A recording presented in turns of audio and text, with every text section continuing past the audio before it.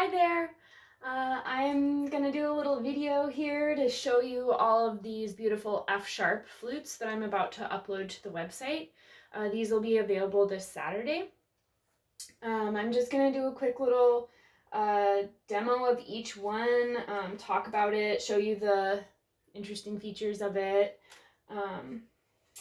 So hopefully you enjoy.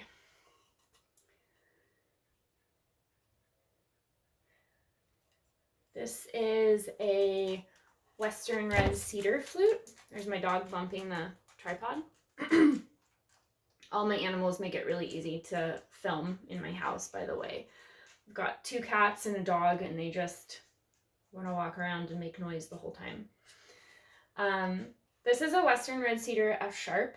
It's kind of a lighter colored F sharp, and it had this really cool knot hole. Let's see if I can get my camera to focus. Just was such an interesting knot. It's filled with resin, black resin. It doesn't want to focus on that. I'm going to put links to all these in the description, and I will put links in the order that I'm playing them and showing them to you guys. And you can go to the website and look at more pictures or buy if you're interested.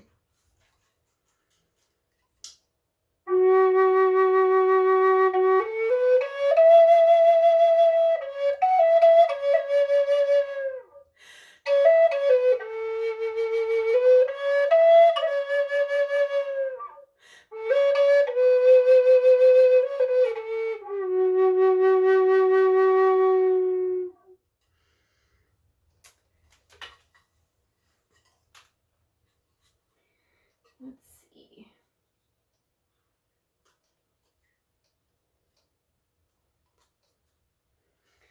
This one is made out of cherry. I don't know if you'll be able to see it in the video. Let's see if I can get the light to kind of shimmer off this. It has a really beautiful kind of wavy, really subtle but nice like wavy grain.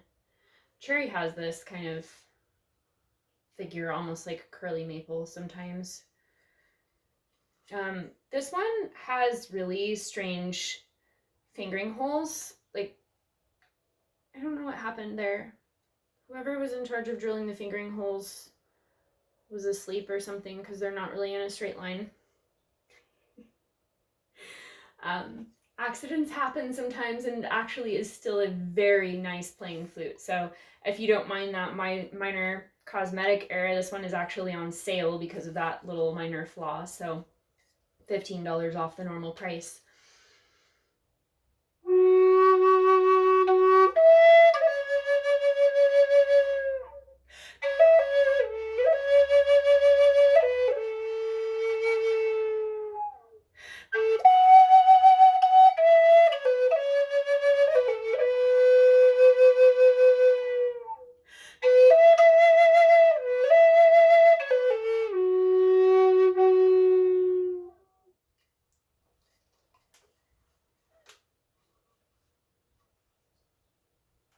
Ooh, which one next? Let's look at this one. This one is made out of Port Orford cedar. It's actually figured. Again, I don't know if I can get the camera to pick up on that wavy. There we go. You can see it there at the foot. It has really beautiful wavy grain.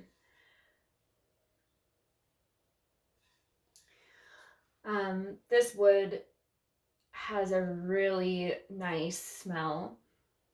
It smells kind of lemony.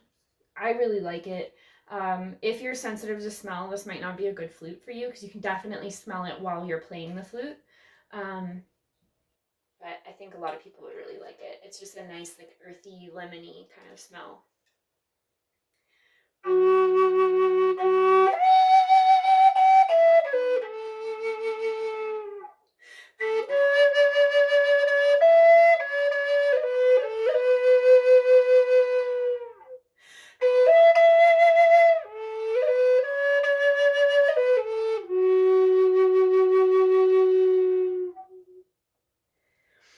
And I bought this wood locally in Port Townsend, Washington.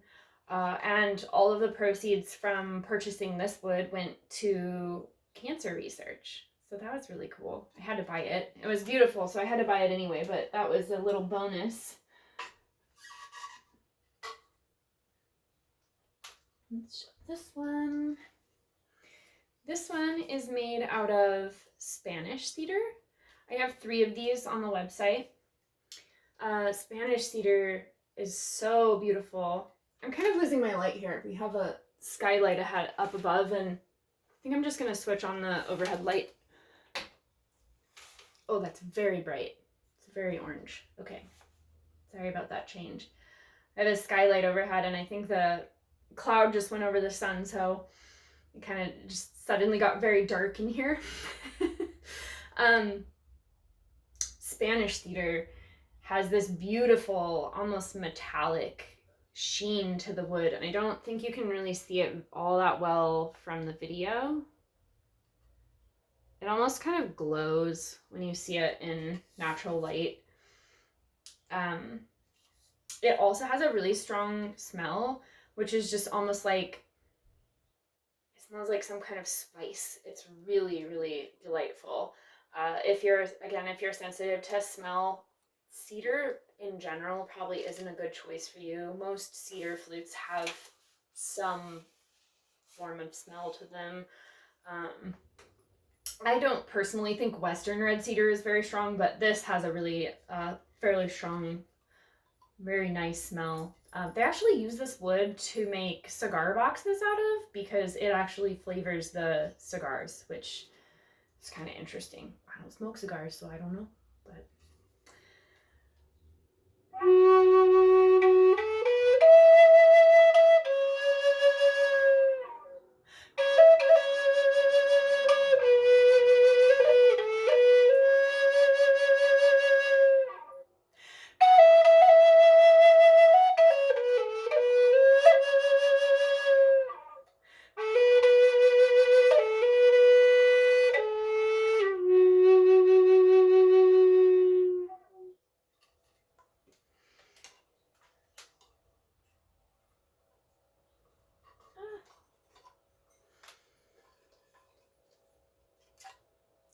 Here's another cedar flute. This is Western red cedar.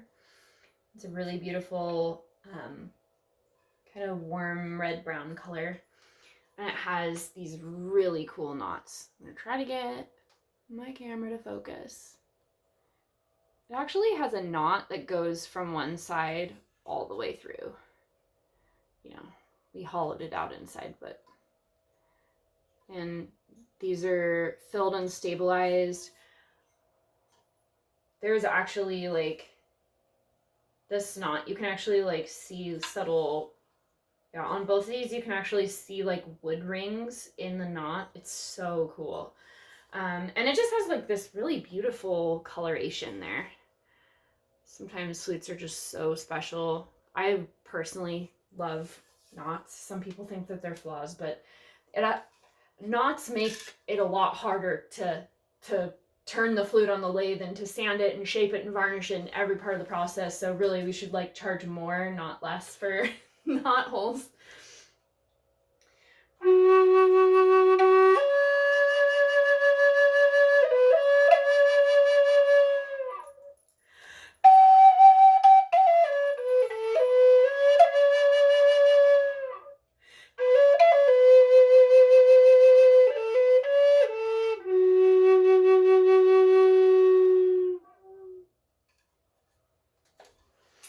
Such a good voice. I have another Western red cedar flute, same wood. This one had these 2 voids that filled up, or that showed up when we were turning the flute on the lathe, and we used black resin to stabilize and fill them. I think they kind of look like a tiger scratch or something. I think it's a really neat appearance. The flute itself kind of already has some dark stripy browns in the wood, so it kind of goes with the with the wood grain.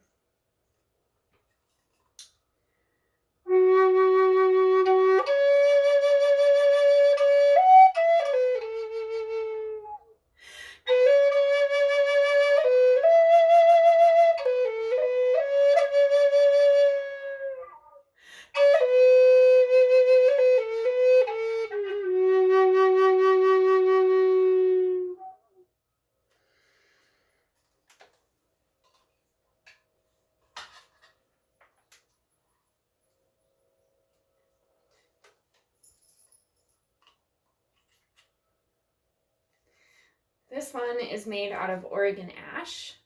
This is so pretty. You can't even tell from this video, but you should go over to the website and look at the pictures.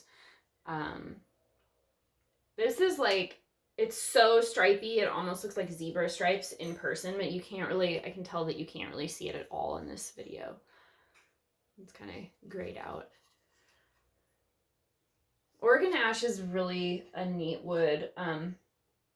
I think white ash is a much more common wood, but Oregon ash is more colorful and more pretty in my opinion. It still has like that bold grain pattern like white ash has, but it has these underlying tan and brown colors that go, they don't seem to really be related to the growth of the tree. They're just like splashes of color underneath the dark grain pattern. So it's really, really gorgeous in person. And this is another really hard wood flute. So if you want a durable flute, this would be a really durable flute.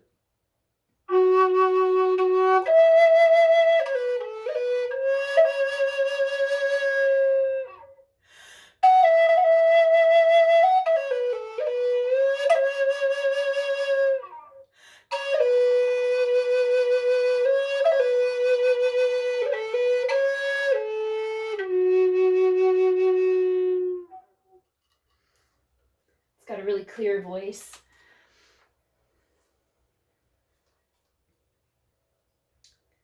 This one is made out of Douglas fir. This was from Washington State. We have a lot of Douglas fir trees here in Washington. And it really has a pretty grain pattern. I don't know if you can see very well in the video. It's kind of like orange with darker orange. I think it's a really beautiful wood. It's technically a softwood, but it is a pretty hard softwood.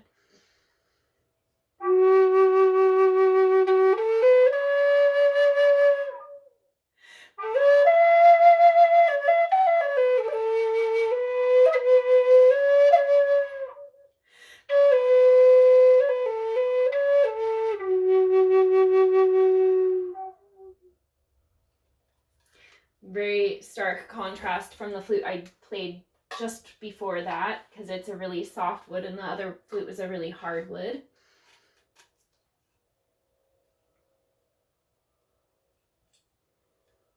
This flute is made out of myrtle. This is a really hard wood, probably even harder than ash. It has a super tight grain. I don't know if you can see too well. Head over to the website and look at pictures. The pictures show it a lot better. But it's so hard that it actually kind of polishes up when you're sanding it, and it just looks luxurious in my opinion.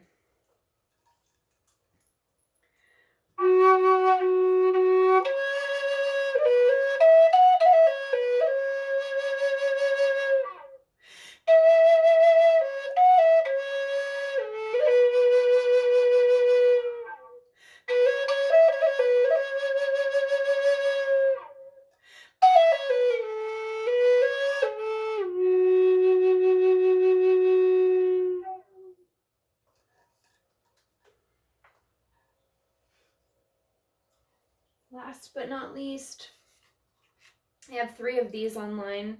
This is a poplar flute. Poplar is a very soft hardwood. And these are, I think this wood is so cool. It has like, it's like a light green. Sometimes like this one has a bit of a lighter side and a darker side. They'll often have like a lighter grain and a darker grain. For some reason, this wood reacts to our wood glue, and so you can see the seam along the top. That might bother some people. It has kind of like a slightly pinkish color to it. You can probably see it. I don't know why that happens. If you're a woodworker and you have insight on that, I would love to know. I've kind of done a little research and we haven't really been able to figure out why. There are a couple woods that react to the wood glue essentially staining from the wood glue. Like this has just a subtle like pink color to the glue line. Happens sometimes with cherry, and redwood occasionally gets like a very dark black glue line from the glue, and we use Titebond 2 wood glue, which is an excellent wood glue. So comment below if you have any insight on that.